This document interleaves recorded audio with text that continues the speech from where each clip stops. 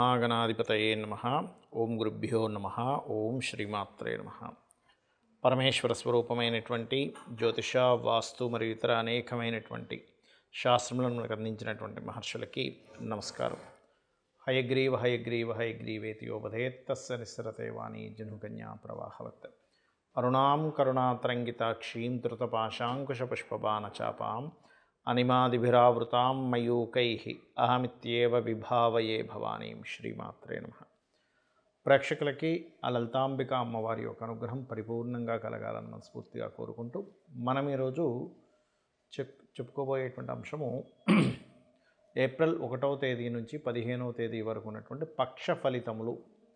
ఈ యొక్క ఫలితాలు ఏ రకంగా వాటి యొక్క గ్రహాలు పూర్తిగా మనకి ఈ యొక్క పక్షంలో 12వ స్థానం న్యాచురల్ 12th హౌస్ అయినటువంటి మీనరాశిలో రవి, బుధ, శుక్ర, రాహు, శని కలిసి ఉన్నారు. 14వ తేదీ నుంచి దాదాపుగా మనకి రవి మారిపోతాడు.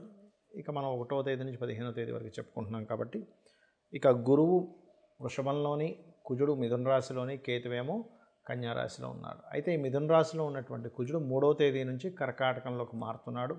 అదేవిధంగా మనకి వక్రగతిలో ఉన్నటువంటి శుక్రబుధులు 13కి శుక్రుడు వక్రగతి త్యాగము, 8వ తేదీకి బుధుడు వక్రత్యాగం జరుగుతుంది. ఈ యొక్క పక్షఫలాలని చెప్తుంది నేనైనప్పటికీ కూడా చెప్పిస్తుంది సాక్షాత్ లలితా అమ్మవారిగా భావిస్తూ ఎవరెవరికి ఎటువంటి ఫలితములు జరగనున్నాయి మరియు పరిహార మార్గాలు ఏమిటి అనేటువంటి విషయాలు మనం తెలుసుకుందాం. వృషభ రాశి, వృషభ లగ్నం, లగ్నం తెలిసిన వాళ్ళు లగ్నం నుంచి చూసుకోండి. ఈ పక్ష ఫలితాల్లో మనకి లగ్న లాభాధిపతుల యొక్క పరివర్తన ప్రస్తుతం ఉంది ఈ రాశిలో ఉండేటువంటి శుక్ర గురువులు. తద్వారా వ్యాపారాల లాభాలు ఎంతో కొంత లాభదాయకంగా, అంటే మీరు చేస్తున్నటువంటి ఉద్యోగ వ్యాపారాల్లో కొంత లాభం అయితే చూస్తారు. అలా అని ఏదో చిన్న వ్యాపారం చేస్తూ చిన్న కిరాణా షాప్ పెట్టుకున్నానండి నాకు కోట్లు కలిసి రాలేదనుకుంటే కాదు. ఆయన ఏదో రోజు ఒక 2000 అమ్మే వ్యక్తి 3000 అమ్ముతాడు, అది లాభం. అంతే కానీ ఒకటేసారి 2000 అమ్మే వ్యక్తి 2 కోట్లు అమ్ముతాడని కాదు దాని అర్థం. కాబట్టి ఏంటంటే చేస్తున్నటువంటి వృత్తి వ్యాపార దినచర్య సంబంధంగా మీకు లాభములు ఉంటాయి. కాకపోతే 3వ స్థానంలోకి కుజుడు నీచపడుతున్నాడు కాబట్టి ఆ నీచ స్థానంలో ఉన్నందుకు కొంచెం మీరు ఎవరితోనైనా కమ్యూనికేట్ చేసేటప్పుడు కొంత జాగ్రత్తగా ఉండండి. అందులో మరలా 1, 6, 7, 13, 14, 15వ తేదీ మధ్యాహ్నం ఈ డేట్స్లో మాత్రం కొన్ని అగ్రిమెంట్స్, కొంత కమ్యూనికేషన్స్ వల్లే లబ్ధి కూడా జరుగుతుంది. ఎందుకంటే ఆ సమయంలో 3లో ఉండే గ్రహం నీచభంగ రాజయోగాన్ని చెందుతుంది కాబట్టి. ఇక సంతాన స్థానంలో కేతు ఉన్నాడు కావున ఆలోచనా స్థానం కూడా అవుతుంది, రాజకీయ స్థానం కూడా అవుతుంది. కాబట్టి నిర్ణయాలు తీసుకునేటప్పుడు సంతాన సంబంధించినటువంటి విషయాల్లోని మరియు ఇమ్యూనిటీ తక్కువగా ఉంది అనుకునేటువంటి వారు కాస్త జాగ్రత్తగా ఉండడం, కాస్త తాతగారి యొక్క ఆరోగ్య సంబంధించిన విషయాల్లో కొంత జాగ్రత్తగా ఉండాలి. అలాగే 7వ స్థానాధిపతి కుజుడు నీచ స్థానంలో ఉంటున్నందుకు కొంత పార్ట్నర్షిప్స్ విషయంలోని, వివాహ నిర్ణయాలకు సంబంధించినటువంటి అంశాలలోని కాస్త జాగ్రత్తగా ఉండండి. అలాగే మరొక విషయం ఏంటంటే ఇక్కడ గమనించినట్లయితే ఈ లగ్నాత్, వృషభ లగ్నాత్ లగ్నంలో గురువు, లాభస్థానంలో అధిక గ్రహాలు ఉన్నందుకు కాస్త వ్యాపార సంబంధించినటువంటి విషయాల్లో చక్కగా గ్రోత్ అనేటువంటిది అయితే ఉంటుంది, అందులో ఎటువంటి సందేహము లేదు.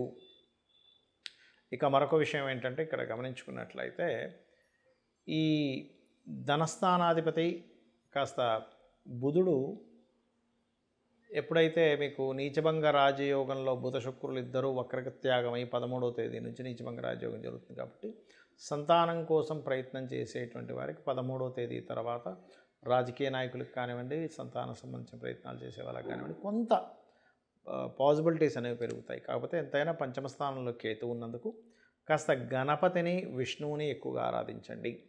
మీరు ఎంత ఆరాధిస్తూ ఉంటే గణపతి నామాన్ని నిత్యము ఉచ్చరించడము, అదేవిధంగా ఓం నమో నారాయణాయ అనే నామస్మరణ ఎక్కువగా చేయండి, అన్ని విధాలా మీకు బాగుంటుంది. చాలామంది ఏంటంటే మనకి షష్టగ్రహ కూటమి వచ్చేస్తుంది, ఏదో అయిపోతుంది అనుకుంటున్నారు. కరోనా లాంటి భయంకరమైన వచ్చేసి మళ్ళీ లాక్డౌన్ అయిపోతుందండి, ఏదో అయిపోద్దండి, అమ్మో బిజినెస్లో లాగా అది ఇది అనుకుంటున్నారు. కానీ అంత లాక్డౌన్ లాంటి పరిస్థితులు అయితే రావు, గుర్తుపెట్టుకోండి. మరి ఏమిటండి మరి షష్టగ్రహ కూటమి, షడ్గ్రహ కూటమి అంటుంటారు. షష్టగ్రహ కూటమి 2 రకాలుగా వాడుతుంటారులేండి.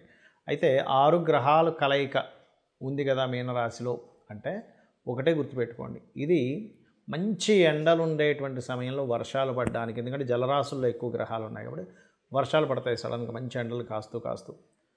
జల సంబంధించిన ప్రళయాలు వస్తాయి.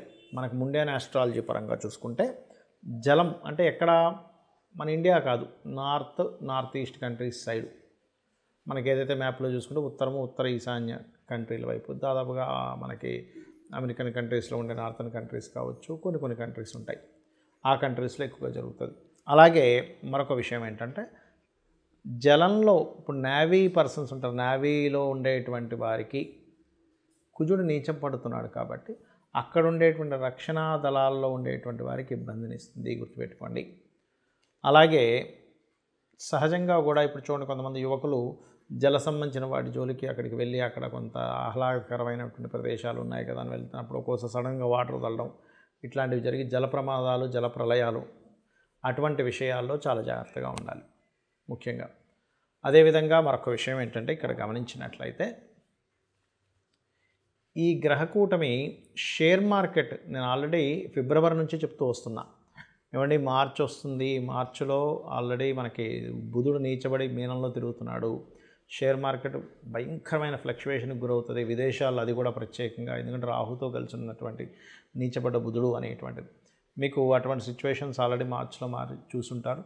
కాకపోతే నేను అనేది ఏంటంటే ఇక్కడ షేర్ మార్కెట్ విషయంలో ఈ శుక్రుడు బుధుడు ఇద్దరు వక్రత్యాగం అవుతారు. అంటే మనకి మార్చ్ 13వ తేదీ తర్వాత నుంచి షేర్ మార్కెట్లో ఒక మంచి ఇది కూడా కనబడుతుంది. ఇప్పుడు ఏదైతే మీకు డౌన్ఫాల్ అనేటువంటిది కనబడుతూ ఉంటుందో మనకి మార్చి మాసంలో, ఏప్రిల్ 13 తర్వాత నుంచి సడన్ రైజ్ కూడా కనబడుతుంది షేర్ మార్కెట్ రిలేటెడ్ సంబంధించిన విషయం. అంటే సడన్ అప్ సడన్ డౌన్స్ అనేటువంటివి ఈ షడ్గ్రహ కూటమి, ఈ 6 గ్రహాలు ఉన్నటువంటి గ్రహస్థితి ఇస్తుంది. అయితే ఇక్కడ మరొక విషయం ఏంటంటే గమనించుకున్నట్లయితే ఎవరైనా సరే ఇప్పుడు నాకు జాతకం లేదండి, మరి ఈ గ్రహస్థితి ఏం చేస్తుందో ఏంటో అని భయపడుతూ ఉంటారు. ఏమీ భయపడాల్సిన పని లేదు, అంత ఇబ్బంది ఏమీ లేదు. కాకపోతే అధిక గ్రహాలు ఒక రాశిలో ఉన్నందుకు మీకు ఆ రాశి మీద కొంత ప్రభావం ఉంటుంది. అంటే దానికి సంబంధించిన ఖర్చులు కానివ్వండి, మనం ఒక్కొక్క రాశికి చెప్పుకున్నాం కదా ఆ రకంగా. అదేవిధంగా దీని యొక్క ప్రభావం మన మీద అసలు పూర్తిగా ఉండకూడదు, ఏ జల ప్రదేశాలకు వెళ్ళినప్పుడు మనకి ఇబ్బంది కలగకూడదు అని అనుకుంటే కనుక కాస్త శివునికి అభిషేకము లేదా మీ ఇష్టదైవ ప్రార్థన చేసుకొని ఇంటి నుంచి బయటికి బయలుదేరడము, కాస్త జల సంబంధించిన వాటికి కాస్త దూరంగా ఉండడము మంచిది అనేటువంటిది చాలా స్పష్టంగా గోచరిస్తుంది. అలాగే మరొక విషయం ఏంటంటే గోవులకి క్యారెట్స్ మరియు గ్రాసము తినిపించడం అనేటువంటిది మంచిది ఈ గ్రహస్థితి వల్ల. అదేవిధంగా గోధుమ రవ్వ, బెల్లము ఇటువంటి పదార్థాలు కూడా గోవుకు తినిపిస్తే మంచిది. బెల్లము గోధుమ రవ్వతో చేసిన పదార్థాన్ని ఏదైనా ఆలయంలో ప్రసాదంగా ఇచ్చే 10 మందికి పంచితే కూడా దీని ప్రభావం తక్కువగా ఉంటుంది. ఎందుకంటే రవి, రాహు, శని ఈ 3 గ్రహాలు ప్రధానంగా కలయిక అంత మంచిది కాదు, అది కూడా జలరాశుల్లో. అంటే ప్రకృతి వైపరీత్యాలు, ప్రకృతిలో సడన్గా ఈ జల సంబంధమైనవి ఎక్కువ ఇవ్వడానికి ఛాన్సెస్ ఎక్కువగా ఉంటుంది. అయితే ఇక్కడ కాదు, కొన్ని సుడిగుండాలు లాంటివి రావడం జలాల్లో, ఎందుకంటే జలరాశిలో అధిక గ్రహాలు పడ్డాయి కాబట్టి. ఇది మనం ఆల్రెడీ 1 మంత్ బ్యాక్ నుంచే చెప్పుకుంటున్నాము. కాకపోతే ఈ యొక్క విషయాల్లో కొంత జాగ్రత్తగా ఉండండి. ఎందుకంటే మనం ఈ పక్ష ఫలితాల్లో 1 నుంచి 15వ తేదీ వరకు చెప్పుకుంటున్నాం కాబట్టి ఇక్కడ ఎక్కువగా ఈ గ్రహస్థితి అనేటువంటిది ఉంటుంది. 14వ తేదీ వరకు పంచగ్రహ కూటమి, 6 గ్రహాలు కలిసిన ఒకరోజే 6 గ్రహాలు కలుస్తాయి, మిగిలినంతా 5 గ్రహాలు కలిసి ఉంటాయి జలరాశుల్లో. కాబట్టి అందరూ కూడా లలితా సహస్రనామాల యొక్క శ్రవణము లేదా పఠనం చేసుకోవడం మంచిది. దాని ద్వారా అమ్మవారి అనుగ్రహం కలుగుతుంది. మీ అందరికీ అమ్మవారి అనుగ్రహం కలగాలని మనస్ఫూర్తిగా మరోసారి కోరుకుంటూ శ్రీమాత్రే నమః.